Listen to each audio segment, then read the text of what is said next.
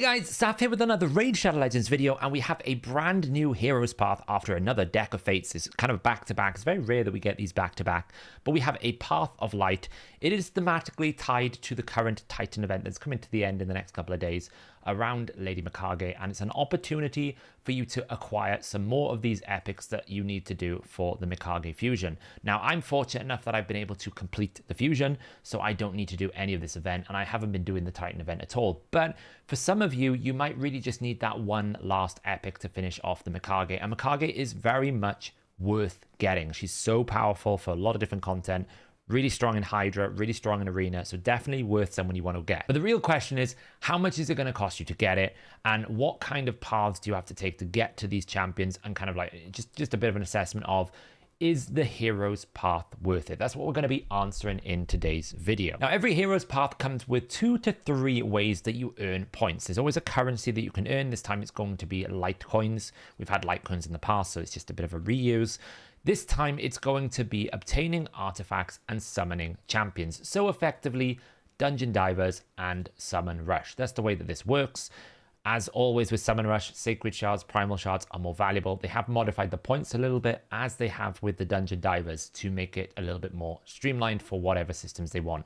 With both systems, there's always a more dominant way to do it, and in this one, it's going to be summoning. They want you to pretty much summon shards. It's replaced a sort of traditional Summon Rush or Champion Chase event. So on offer, we have Lady Quillen, Fergan Isbale. We also have Ender Moonbeam and Endalia. There's a bunch of different rewards down here as well you can go get if you want to, but most people are going to be looking at the Endalias, the epic champions. But there will be some players that don't actually care for the champions, but might want the event points, the Titan points. There's basically 200 points here, which you might need to finish off your Mikage soul if that is what you've been going for. Generally, the way you're going to do this is all of the paths that go down are interconnected. So what I mean by this is if I take one of these rewards, so for example, if I take the gems here, then I will be able to claim anything below. It's not locked. And then if I take one of these stones, it will unlock all of these 3. So I can take this stone here and it unlocks all of these 3 rewards. So I don't have to go one side and the other side. I just have to pick one per row. But you will need to go claim some event keys if you want to get any of the champions. And these are all locked down the bottom. So there's 4 event keys, 4 champions. So if you only need one champion, you can literally pick left or right, work your way down, get the epic book, get the brew, get the 5-star chicken, get the barrel, get the stone, and get 1 key. Then you can come back up and then pick this or this. Now, I will say there's a choice. If you want Ender Moonbeam, you should go down the right-hand side. If you want Fergan, you go down the left-hand side. If you don't really care which one, because you want to get one of the middle ones, then you can pick whichever side that you want to go down. So you work your way down here, you get your key. Then once you claim one of these things down here, you can get both of these keys as well. So you don't have to go and claim the other side or these books like I said above. The 2 on the side will probably cost you a little bit more, and the 2 in the middle will cost you a little bit less because of the reward points are slightly lower. Now there is 100 Titan points here beneath the brew, so if you want to get the Titan points, you need to go partially down the left, get one of these chickens, get one of these, and partially down and get one of these as well. So that's kind of like what you need to do. So what we're going to do now is we're going to break down the math here to tell you exactly how many shards and how much energy you might need to use depending on the Dungeon Divers or the Summon Rush. Whenever I do this, I create a breakdown spreadsheet which includes all of the rewards and it summarizes them against your drop rate and shard count. So it gives you a bit of an estimation of how much energy or how many shards are you going to need to use. So the first thing is to map out all the rewards. I've plugged it all in here. I've basically suggested that the left-hand side is path 1, the right-hand side is path 2, with bonus keys on path 3 and 4.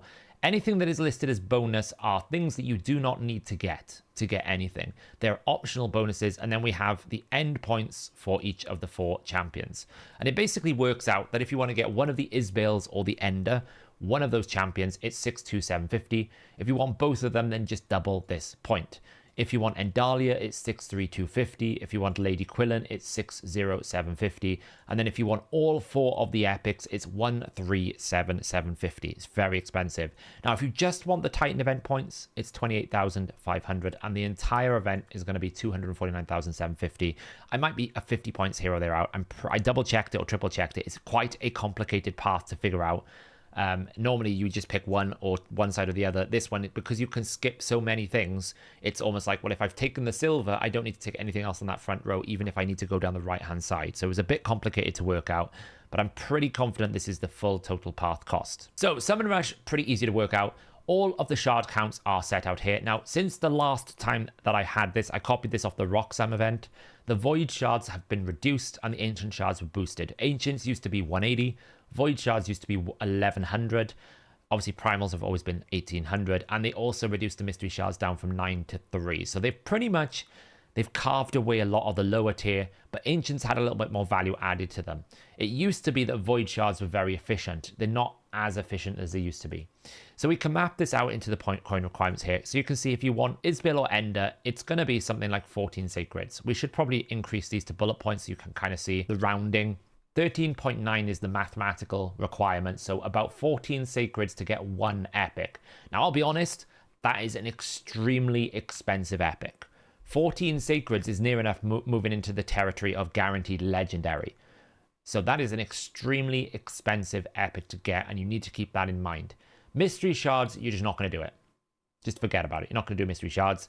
Ancient shards are not too bad at 209, but generally like 200 ancient shards for one epic is obscene if you think about it. Like I can pull 20 ancient shards and get one epic. Okay, I can't get the one that I want. Guaranteed epics normally go for around about like 40 voids, 40 ancients, not 209. So super, super, super expensive. Now, if you want the Titan points, which is obviously the main other thing that people might want, you'll need about 6 Sacred Shards. That would be equivalent to probably the Titan points from a Summon Rush. So I don't particularly think that's more expensive than a normal Summon Rush. It's probably about the same. There is a ×2 Primal for Epic and Legendary going on, which might make you want to pull Primals. I personally would never pull a Primal unless there was ×2 mythical these days. Unless there was something special about it, or there was ×2 mythicals. Good rates, but I think you would want the mythical champions more than the actual epic and legendaries from these shards, considering you can get epic and legendaries from any shard, right? You don't actually have to get it from the primal. Now, in terms of dungeons, they had slight modification. They gave a little bit more to a 5-star mythical than before, the 6-star legendary at 51, and then it was the same as always. So very, very small change, nothing really significant. You get 64 coins for a 6-star mythical, 51 for a 6-star legendary. So what we do, we take all the percentage chances, the odds of you getting the specific type of artifact from the dungeons, and then we convert that into the average coin per odds, and that then gives us an average coin per run, and then that gives us an average coins per energy. And the energy one is the most important one, because even though 10 hard is going to give you more coins per run, it costs more energy, so you can do less runs. So if you want the average coins, then you go to stage 20, because that gives you a 1.95 coin per energy rate versus 10 hard, which gives you a 1.74 coin per energy rate. We can take all these numbers and we put them together and we can determine the rough estimates. So for dungeon divers, which is the main assessment here, you can see what I meant earlier by summoning shards is the way they want you to do this. If you want to get one of the epics, we are talking 1,800 runs. We're talking 35,000 energy. It is considerable amounts of energy. It's obscene amounts of energy. So you're not going to want to do it through Dungeon Divers, and it's just not worth it. If you want to do it with the Titan points, it's about 875 runs. Even that is quite a lot of 15,000. You're going to have to summon something to offset it. Even if you wanted the Titan points, those are going to cost you around about 912 stage 20 runs at a tune of 14,000 energy. So you're going to need to summon shards. So you could, for example, want to pull 4 sacred shards against the Titan points. That would leave you with about 336. So maybe you want to pull like 5 primals, and then you're only down to like 50. I'll put this Google sheet into the pinned comment of the video. You can use it as a calculator if you want to kind of like offset your dungeon divers against the shards you're going to pull. Now, the main reason why I'm suggesting you stay away from it is on May the 9th, which is in 7 days or 6 days, you're going to have a fusion. There's a brand new fusion event starting. So if I go in here now and I blow all of my sacred shards, then the summon rush for that fusion is going to be in peril. And it's just not worth it for one epic champion. And I think eventually you will get more chances of getting that epic champion. You will eventually get Mikage. It's not like that epic champion is an exclusive kind of guaranteed event where you get a guaranteed legendary and then the odds of you getting that legendary again are very low. You will get the epic champions eventually. And I would imagine we will see more and more boosts as we are going to be getting epic empowerment. So they will want to try and make epic empowerment a valuable thing to go for and chase. So I would suggest you don't do it. I suggest you save it. If you really are desperate, then you now know the math, but it's very, very expensive. For those looking to get the Titan points, I think that's probably something you would have to have expected by the time you've got here. There's always 3 summoning events in these Titan events. This is the 3rd one. So for the cost of 6, give or take 6 sacred shards, that's what you would need to get the 200 Titan event points. But as you can see, I've not been doing it. So for me, that point is kind of like, I don't really know whether or not you need to go for it. Normally they can let you skip 250. So if you've done everything up until now, you can probably skip it and just wait for the fusion. This is going to be ending in 2 days. It's been a bit underwhelming for me, but I would imagine anyone who doesn't have a 4-star Mikage probably went for it. But 4 stars a little bit weaker, especially with Mikage where you'd want the accuracy.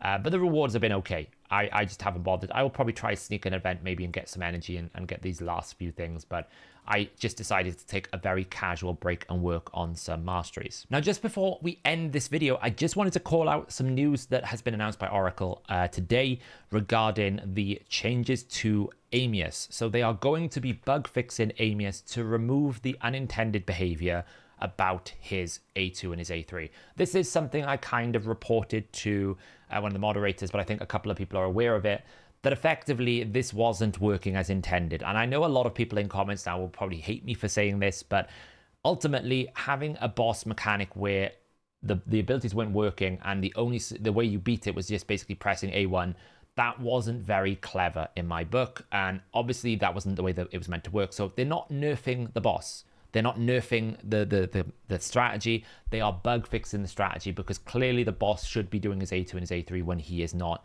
And once he does the A2 on his base form, he heals and this solo strategy doesn't work. Now, does that mean that Amius doesn't need some adjustments?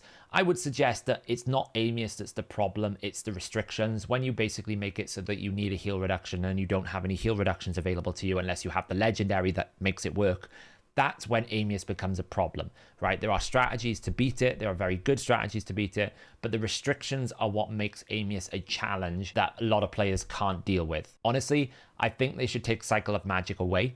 I think they should just make it so that if you reduce your skills via the equipment you're wearing, then he will also activate it. By forcing the Cycle of Magic, it requires such an expensive regearing that we don't want to commit to.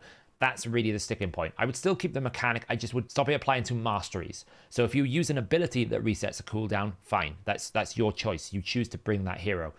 If you're using gear sets that reduce your cooldowns, fine. That's your choice. And it's much more cost effective to take to break, say, a reflex set than it is to reset your masteries for 150 gems. So I think there are some tweaks they can do to sort of alleviate the concerns and also sort out the AI. But I definitely am on board with this change. I think this change basically made the boss a bit of a mockery. I know it helped a lot of people out.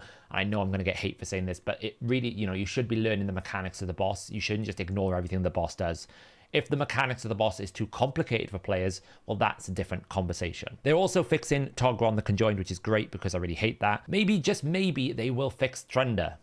I doubt it, but you never know. But again, Togron is a bug, not a feature. He was never meant to work like that, so it's not nerfing the champion. They're bug fixing it. And they're also going to now make Enfeeble essentially not work on bosses, which makes sense because I think people are nearing Marius, right? I'm stuck on the Essence missions, but I know some people are on the 80 Essence mission, so I would imagine people are nearing Marius, so they're going to do it aligned with that release. But there we go, the Path of Light. The breakdown will be in the description. I would avoid it personally. I think there are more cost-effective ways to get these epics, but if you absolutely are just waiting for that epic and you can't wait any longer and you really want to get the Mikage, then go for it, grab the one epic you need to, but just be prepared that it's going to cost you up to 14 sacreds. It's very, very expensive.